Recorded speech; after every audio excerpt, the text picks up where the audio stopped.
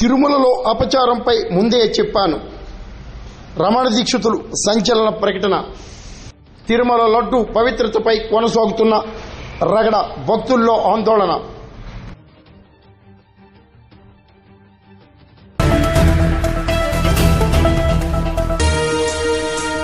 యావత్ ప్రపంచంలోని హిందూ భక్తులు పవిత్రంగా భావించే తిరుమల లడ్డూపై వివాదం కొనసాగుతూనే ఉంది. రోజు రోజుకు లడ్డూ రగడ సంచలనం సృష్టిస్తోంది. దీనిపై రమణ దీక్షితులు మాట్లాడారు. కాల వ్యవధిలో కానీ అపచారాలు జరుగుతుందనేది నేను ఎప్పటి నుంచో చెప్తూ ఉన్నాను. ఇప్పుడే కాదు. అవి మీరు మొదట్లో చెప్పారు గోమాతని ఇండియాలో బాగా పూజిస్తారు, దానివల్ల కానీ ఇండియాలో మీట్ అనేది ఫస్ట్ ఎక్స్పోర్ట్లో నెంబర్ 1. నేను మాట్లాడాల్సింది కాదు, నాకు కావాల్సింది మా స్వామి గారు